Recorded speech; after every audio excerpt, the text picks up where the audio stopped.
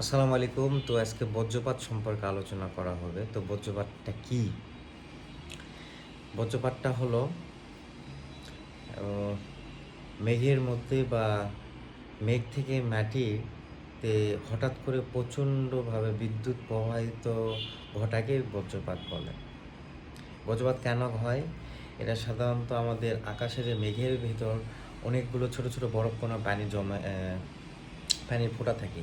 এগুলো একে অপরের ধাক্কা খেয়ে একটা ইলেকট্রিক চার্জ তৈরি হয়। উপরে থাকে পজিটিভ চার্জ, নিচে নেগেটিভ চার্জ। যখন এগুলো অতিরিক্ত পরিমাণে বেড়ে যায় এবং ভারসাম্য নষ্ট হয়, তখনই এই একটা চার্জ থেকে অন্য চার্জে চলে যায়, বিদ্যুৎ প্রবাহিত হয়।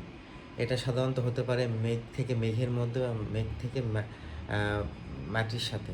ঠিক আছে, তখনই এটা বজ্রপাত হয়ে থাকে। তো আমরা কেন আগে বিদ্যুতের ঝলক দেখতে পাই, পরে কেন শব্দ দেখতে পাই? কারণ হলো এই যে আলোর বেগটা বেশি শব্দের থেকে বিদ্যুতের, এর জন্য আমরা দেখতে পাই। এবং হলে যে বজ্রপাতটা সাধারণত কখনো কখনো মানুষকে মৃত্যুও ঘটায়, মৃত্যু হয়। এই জন্য এখান থেকে বাঁচার জন্য অবশ্যই আমাদের কিছু প্রতিরোধ ব্যবস্থা করতে হবে। বেশিরভাগ কৃষকরা এখানে ভুক্তভোগী হয়। তারা সবসময় খোলা মাঠে কাজ করে। তো যারা এইসব খোলা মাঠে কাজ করে তাদের আশেপাশে অবশ্যই একটা আশ্রয় স্থান থাকা দরকার, যেখানে তারা আশ্রয় নিতে পারে যখন এটা মেঘের বজ্রপাত দেখা দিবে, তখনই তারা নিরাপদ স্থানে যেন যেতে পারে। এজন্য যতটা সম্ভব যারা কৃষি জমিতে কাজ করে তারা আশেপাশে একটা নিরাপদ আশ্রয়স্থান তৈরি করা, এতে করে অনেক জীবন বেঁচে যাবে।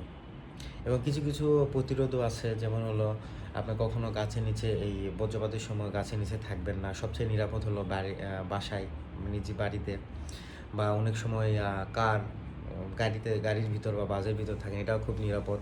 কিন্তু অবশ্যই সেখানে কোনো লোহার দণ্ড বা ওখানে বিদ্যুৎ পরিবাহী কোথাও এখানে হাত দেওয়া যাবে না। আর কেউ যদি বজ্রপাতের সময় খালি মাঠে পড়েই যায়, তখন অবশ্যই তাকে ক্রস পজিশানে থাকতে হবে। যখন তার দুপা নিচে করে, মাথাটা নিচে করে রাখতে হবে। ঠিক আছে, এটা হলো তার নিরাপদ একটা স্থান। কখনো মাটির নিচে শুয়ে পড়া বা হলো দৌড় দেওয়া, এটা কখনো নিরাপদ কখনোই না। তো ওই পর্যায়ে চলে গেলে অবশ্যই আপনি হাঁটু গেড়ে মাটিতে বসবেন এবং মাথাটা নিচে রাখবেন। ক্রস পজিশন বলা হয়। এই পজিশানে রাখলে অবশ্যই আপনাদের যতটা সম্ভব নিরাপদ রাখা যায়। কিন্তু অবশ্যই এটা তো একটা প্রাকৃতিক জিনিস, যে বজ্রপাত কখন কোথায় কিভাবে হবে কেউ বলতে পারবে না। তো এখনও বলবো, যারা খোলা মাঠে বেশি কাজ করে, খোলা ময়দানে, তাদের সেফটির জন্য তার আশেপাশে আশ্রয় ঘর তৈরি করা সকলের, সেটা সরকারের হোক বা নিজস্ব উদ্যোগে হোক, এটা করতে পারলে আপনার অনেকটা প্রতিরোধ করতে পারবেন। তাছাড়া আদারওয়াইজ কখনো এটা সম্ভব নয়, কারণ এটা একটা প্রাকৃতিক জিনিস। যখনই বৃষ্টিপাত হবে, যে ঝড় হবে, তখনই কিন্তু অনেক সময় মেঘের ভিতর এই যে বিদ্যুৎ প্রবাহ ঘটবে, তখনই এটা বজ্রপাত ঘটবে। যখনই মেঘ থেকে মাটিতে আসবে, তখনই একটা মৃত্যু ঝুঁকি থাকে সকলেরই, যারা আশেপাশে থাকে। তো এটা বজ্রপাত আগে হয়েছিল, এখনও হচ্ছে, ভবিষ্যতেও হবে।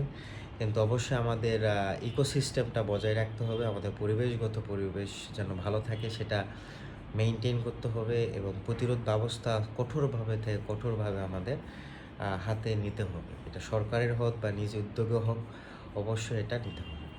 এবং এর সঠিক বজ্রপাত কেন হয় এটা মানুষকে আওয়ার করতে হবে, সচেতন করতে হবে। তাহলেই মানুষ এখান থেকে পরিত্রাণ পাবে। আসলে বজ্রপাত কোথা থেকে হয়? মেঘ থেকে হয়। মেঘে হয় বা মেঘ থেকে মাটিতে আসে। তো এটার প্রতিরোধ কিভাবে করতে পারি, বা আশ্রয়স্থানই বা কত কিলোমিটার বা কত মিটারের মধ্যে আমরা সে বাসস্থান তৈরি করতে পারি, এটা সব মিলে একটা পলিসি মেক করতে হবে, যেন সকলে এটা লাভবান হয়। তো স্পেশালিভাবে যারা মাঠে ঘাটে কাজ করে যেমন কৃষকরা এটা বেশি ঝুঁকিতে থাকে। তারা যখন ধান কাটতে যায় বা মাছ ধরতে যায় তখন এটা বিপদের সম্মুখীন হয়, তারা বজ্রপাতে মারা যায়। তো অবশ্যই কৃষকদের বলবো যখনই এই বৈশাখ মাস আসে বা হলো বজ্রপাতের প্রভাবটা বেশি থাকে, তখনই কিন্তু যখন দেখবেন আকাশ মেঘাচ্ছন্ন বা বৃষ্টি বৃষ্টি হওয়া ভাব বা বজ্রপাতের আশঙ্কা, তখনই কিন্তু আপনাকে ওখান থেকে সরে আসতে হবে। তো এটা হলো সেলফ ডিফেন্স, নিজেকে সুরক্ষার জন্য। আর আপনারা একটা আশ্রয়স্থান তৈরি করবেন এবং অ্যাওয়ার করবেন মানুষদের যে এটা করলে এটা হয়, ওটা না করলে ওটা হবে। এগুলো সচেতনতা বৃদ্ধি করা মানুষের মধ্যে এবং প্রতিরোধ ব্যবস্থা গড়ে তোলা, এটাই মেইনলি আমাদের এটা মডিউল থাকতে হবে যে আমরা বজ্রপাত থেকে কীভাবে সুরক্ষা পেতে পারি। আদারওয়াইজ আপনি যতই কিছু কাজ করেন, এটা একটা প্রাকৃতিক বিষয়, এটা কখনো ঠিক করতে পারবেন না যদি আপনারা নিজ উদ্যোগে বা সরকারের উদ্যোগে বা যেটাই আপনারা সচেতনভাবে না করেন, এটা কখনো সম্ভব না। এটা সর্বোপরি ফিল্ড লেভেলে অর্থাৎ প্রাইমারি লেভেলে সকল মানুষদের সচেতন করার মাধ্যমে এটা আমরা করতে পারি।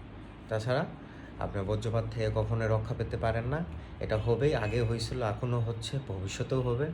তো প্রতিরোধ কী ব্যবস্থা করতে হয় সেটা আমরা আগে জানতে হবে। এবং অনেক সময় দেখা যায় যে দেখবেন যে গ্রামে গঞ্জে যে ওই যে সেচের জন্য যে একটা মোটর বসানো থাকে, সেখানে বিদ্যুতের কারণে একজন মারা যায়, সেখানেও কিন্তু এটা প্রতিরোধ ব্যবস্থা করতে হবে। কখন কীভাবে ওখান থেকে বাঁচা যায়, এটা আমাদের ইঞ্জিনিয়ারের কাছ থেকে পলিসি মেক করে এটা মানুষকে বুঝাইতে হবে।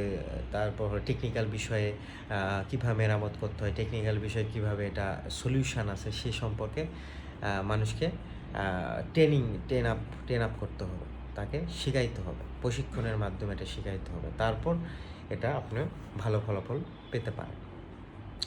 তো এই তো বজ্রপাত সম্পর্কে সংক্ষিপ্ত বললাম। বজ্রপাত হলো এটা হঠাৎ করে আপনার বিদ্যুৎ প্রবাহিত হয় কোথা থেকে, মেঘ থেকে। কখনো কখনো মেঘ থেকে মেঘ বা মেঘ থেকে মাটিতেও হইতে পারে। যখনই মাটিতে আসবে তখন মাটিতে যারা আশেপাশে মানুষজন আছে তাদের উপর পড়লে তার মৃত্যু হওয়ার সম্ভাবনা থাকে। এবং কীভাবে হয় বললাম, মেঘের ভিতর অনেক ছোটো ছোটো বরফকণা বা পানি জমা থাকে, এর মধ্যে ঘর্ষণের মাধ্যমে, ধাক্কাধাক্কির মাধ্যমে আমাদের ইলেকট্রিক চার্জ তৈরি হয়, উপরে থেকে পজিটিভ, নিচে থেকে নেগেটিভ। যখন এটা অতিরিক্ত পরিমাণে হয়ে যায় তখন ভারসাম্য নষ্ট হয়, তখন এই বিদ্যুৎটা এক স্থান থেকে অন্য স্থানে প্রবাহিত হয়। এটা হতে পারে মেঘ থেকে মেঘ বা মেঘ থেকে মাটিতে, তখন এটা বিদ্যুৎ প্রবাহিত হয়। এইভাবে আমাদের বজ্রপাতটা তৈরি হয়। অনেক সময় বাড়িতে বজ্ররোধক একটা রড পাওয়া যায়, ওটা আপনি দিতে পারেন, ঠিক আছে, এটা খুবই ইফেক্টিভ। তো সেটা বললাম। তো বজ্রপাত থেকে কীভাবে সুরক্ষা পেতে পারেন। তো ভালো থাকবেন, সুস্থ থাকবেন। আসসালামু আলাইকুম।